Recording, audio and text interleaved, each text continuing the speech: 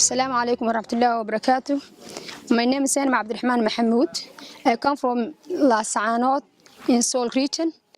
And I received an agency FAMINE Appeal for Somalia for donation some money to transfer a solution IV sets and to hand out the community Goljano.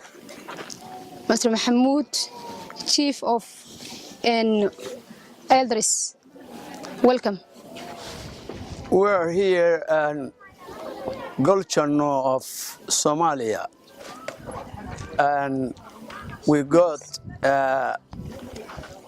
medicine items from agency family for Somalia. We thank you very much. We got from Zainab Abdurrahman through to Zainab Abdurrahman. We thank very much for this. This is very important for us. It is we are very critical position for the healthy. The people they died and suffering and hunger and all kind of problems for the healthy.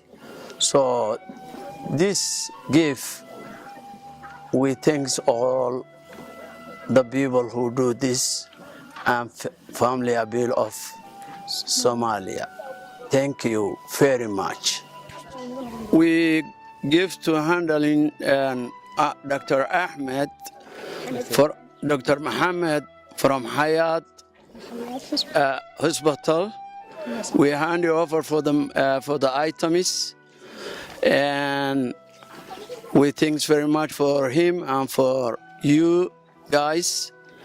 And Mohammed, welcome to here to receive this equipment. Thank you so much.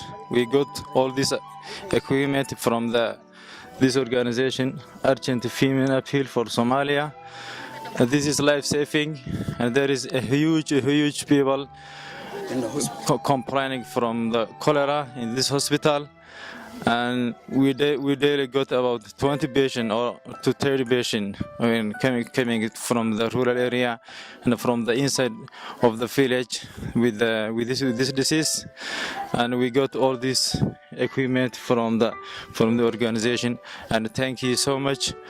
We really appreciate your effort and your effortless generous of giving these medications for the suffering people.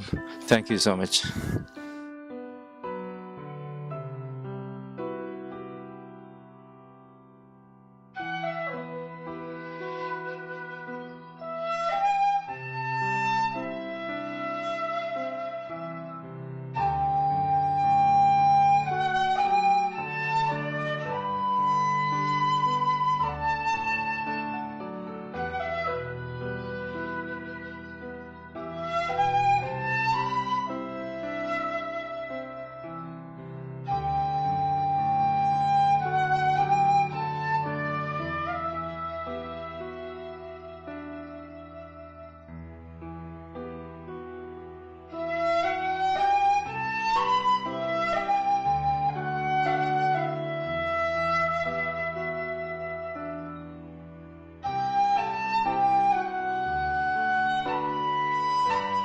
من TV soo saaristii shirkadda Nuur Calaa.